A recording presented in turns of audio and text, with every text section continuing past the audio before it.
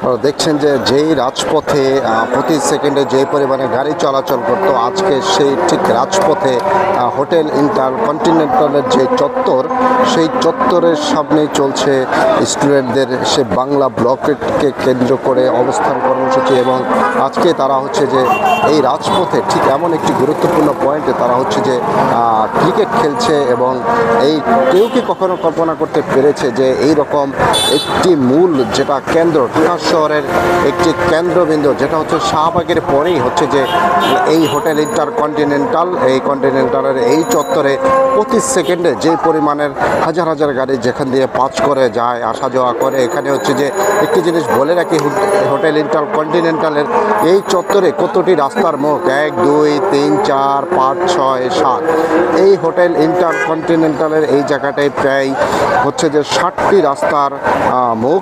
60টি রাস্তা থেকে এখান থেকে হচ্ছে যে গাড়ি আসা যাওয়ার মূল ট্রানজিট পয়েন্ট, যেটাকে হচ্ছে গিয়ে এই পয়েন্টকে পাস করে যে রাস্তায় ঢোকার দরকার সেই রাস্তায় ঢোকে।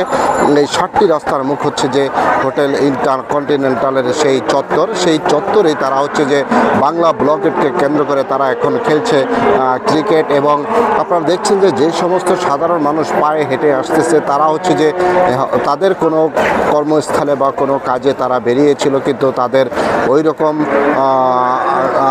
কাজ না থাকাতে তারা ওই রকম এভিডেন্স তারা দেখাতে না পারার কারণে তারা হচ্ছে যে তাদের যানবাহন ছেড়ে তারা হচ্ছে পায়ে হেঁটে তারা হচ্ছে যে এগিয়ে যাচ্ছে এবং যে যার কর্মস্থলে হেঁটে যাচ্ছে। তবে একটা জিনিস বলে রাখি, তারা বাংলা ব্লকেটে যারা হচ্ছে যে আজকে এই স্টুডেন্টরা হচ্ছে যে যেই বাংলা ব্লকেটের অবস্থান কর্মসূচি পালন করছে, এই বাংলা ব্লকেটের আজকের এই কর্মসূচির ভিতরেই শুধুমাত্র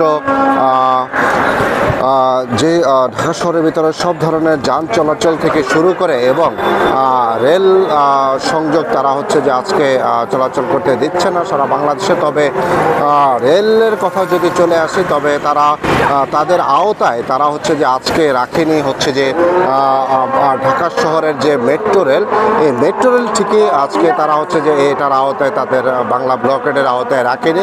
মেট্রো রেল ঠিকই চলাচল করছে এবং তারা যে সমস্ত যানবাহন চলাচল করতে দিচ্ছেন সেগুলি হচ্ছে যে অসুস্থ রোগী থেকে শুরু করে যারা হচ্ছে যে অ্যাম্বুলেন্স এবং যারা হচ্ছে যে সিএনজি যোগে হোক, বাইক পথে হোক বা হচ্ছে যে রিক্সাতে করে তারা যে সমস্ত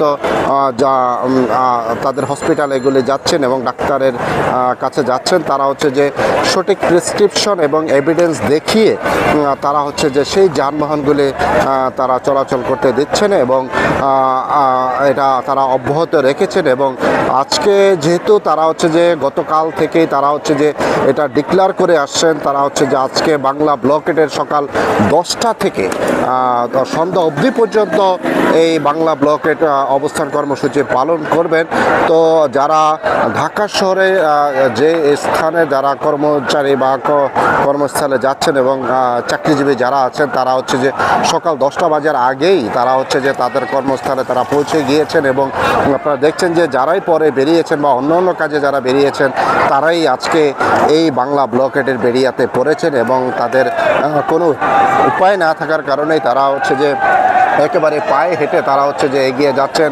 এবং আপনারা যখনই একটু হই হুল্লোড় শব্দ শুনতে পাবেন, তখনই হচ্ছে যে যারা যান চলাচল করছে তারা হচ্ছে যে একটু বার্গেনিং করছেন বা তর্কাতর্কি করছেন, তারা স্টুডেন্টরা সেদিকে চিৎকার বাক্কার দিয়ে তারা হচ্ছে যে সেই যানবাহনকে আটকে দিচ্ছেন। তো আপনারা দেখছেন যে শুধুমাত্র অ্যাম্বুলেন্স থেকে শুরু করে অসুস্থ রোগী এবং গণমাধ্যম কর্মীদের সেই সমস্ত পরিবহনগুলি আছে সেগুলিকে তারা হচ্ছে যে প্রাধান্য দিচ্ছেন, যান চলাচল করতে দিচ্ছেন। তো আপনারা থাকছেন এবং আপনারা দেখেন আমরা এবং ধাপে ধাপে আমরা আরও বিভিন্ন পয়েন্টের আমরা হচ্ছে যে আজকে আমরা দেখাবো আপনাদের এই বাংলা ব্লকেট ঢাকা শহরের অবস্থান কর্মসূচি। এবং সমস্ত ঢাকা শহর একেবারে ফাঁকা। আপনারা দেখছেন যে এখান থেকে হচ্ছে যে বাংলা মোটর কোনো রকমের যান চলাচল করছে না, একেবারে জনশূন্য জনমানব আছে, তবে হচ্ছে যে গাড়ি শূন্য ফাঁকা অবস্থায় অবস্থান করছেন স্টুডেন্টরা। তো দর্শক, আপনারা ভালো থাকবেন।